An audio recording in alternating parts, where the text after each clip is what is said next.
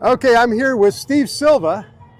And Steve, you've got a pretty cool car here. It's an old Mercury. Why don't you tell us about the model and the year of it and more about it? Sure. So it's a 1960 Mercury Monterey, kind of a base model Mercury for the time. During that period, you had things like the Montclair, which kind of step up, and the Park Lane was the real fancy electric everything car. Okay. So we located this car in rural New Mexico near Tucumcari. That license plate's actually from the lake area that it came from. Okay. Which is called Conchas Lake. It lived under a carport for pretty much most of its retired life. The last registration date on this was 1994. Wow. And so how it didn't get wrecked and destroyed, I don't know. Right. Because for being registered so long.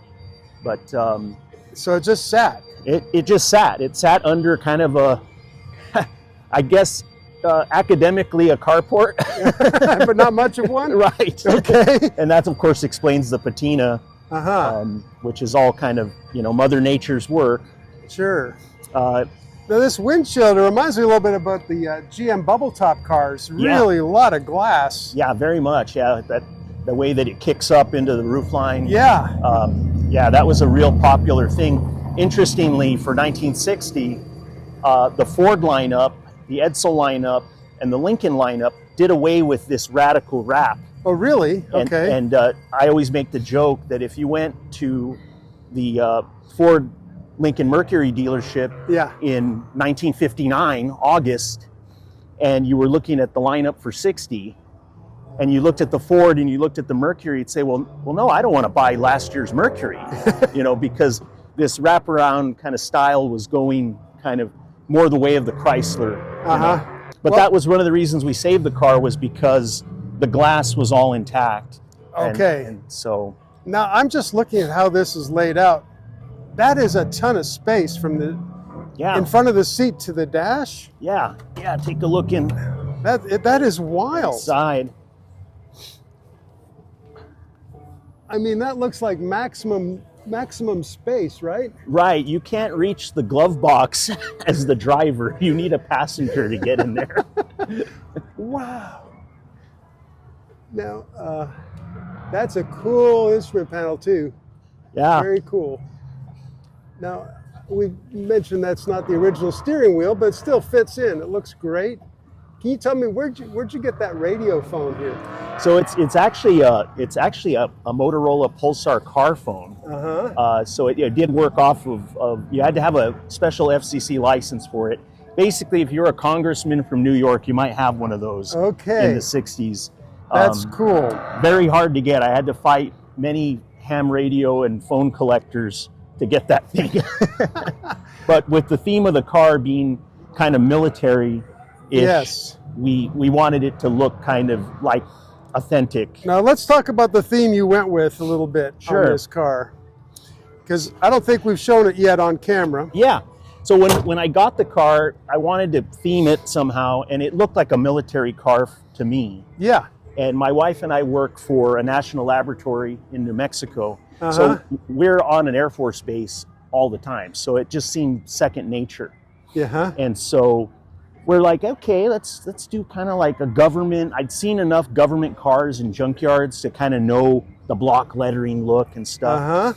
And I said, well, what about a Roswell thing?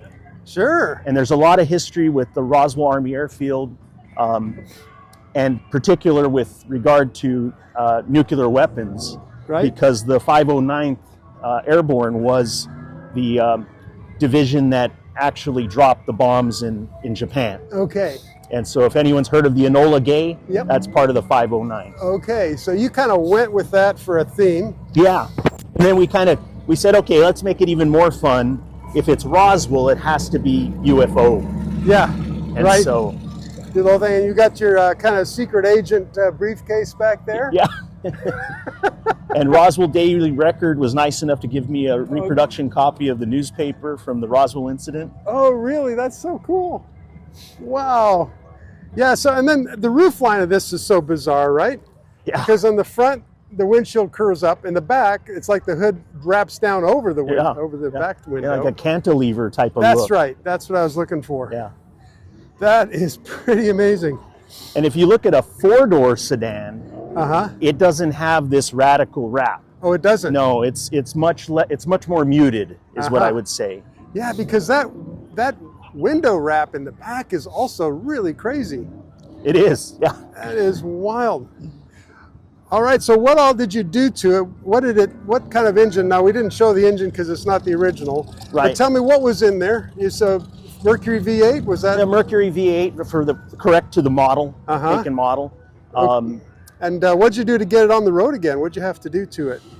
Well, we knew we would do some form of a suspension kind of fabrication / mostly swap. We had to identify potential donor suspension cars for this application. And when you're doing any kind of, even if you're doing just a front clip or if you're doing a full suspension swap, the biggest thing is the aesthetics of how it looks and also the engineering of how it operates. Sure. And so it happens that mid-90s Ford Panther platform, which is what you find in Mercury Grand Marquis. Oh yeah, the Crown Vic, Crown Victoria. Yep.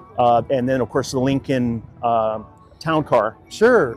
Is where you get most of the fabricated suspension. So basically you know the rear portion backwards is all modern Lincoln or Crown Vic. Yeah. The middle section is still original Merc. Okay. And then kind of a little this side of what you would call a front clip, we're back to a Crown Victoria Panther platform. So you've got a fairly modern ride with it then. Oh yeah. It's I mean it's like driving a Lincoln or your grandma's Mercury. I'm a little distracted again by this cantilever glass. It's just killing me. Anyway, I know. Yeah. That was another thing that why we kind of felt like we needed to salvage the car was all the chrome and stainless goodies. Yeah, the trim was all there. Is all there and not roached, you know. Yeah. No, I can't believe there's not dents in it all over the place and stuff like that. It's pretty amazing. Wow, Steve. So when did you first acquire this, or how did you? About 7 years ago is when I acquired the car. Okay. And then we completed it about 2 years ago. We brought it down here to Scottsdale for its kind of big debut at a big show. It'd been to some small shows from the summer. That's about when we finished it.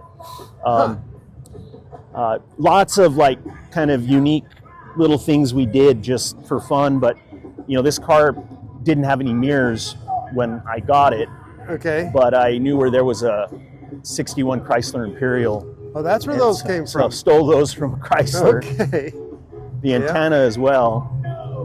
Well, it fits the vibe, right? Yeah. Even though it's from the other side. Now the remote function on the driver's side works and functions, but the cable was not long enough to fit and install kind of hidden reach up somewhere. in there, yeah. So it's actually there by the master cylinder. I see it. That's awesome. So it's still adjustable, and believe it or not, it works. Okay, so that's very cool. You just have to have a couple people help you. That's awesome. Now, just so people know you're a real guy, you drove this how far this morning or yesterday? Yesterday, well, we came from Albuquerque, New Mexico to Scottsdale, so that's, what is that, about 600 odd miles? Yeah, it's probably 600 miles. So, yeah. Yeah, you drove it. Yeah. Drove it in the rain. Absolutely, all through the rain, until we got to Payson, and then it kind of opened up. But okay, good. We didn't encounter any snow, but we might on the way home. Right, that's good. There's still time for that. Yeah, still time for that. Sunday, there's still time. That's right. But well, Steve, thanks for visiting with me and showing us around your car. It's very cool. Yeah. And all the best as you enjoy the show here, and I'm glad to have a chance to bring it to my viewers. Yeah, and thanks BarryTsGarage for letting us share it with you. Yeah, it's great having you. Okay, take care. Take care.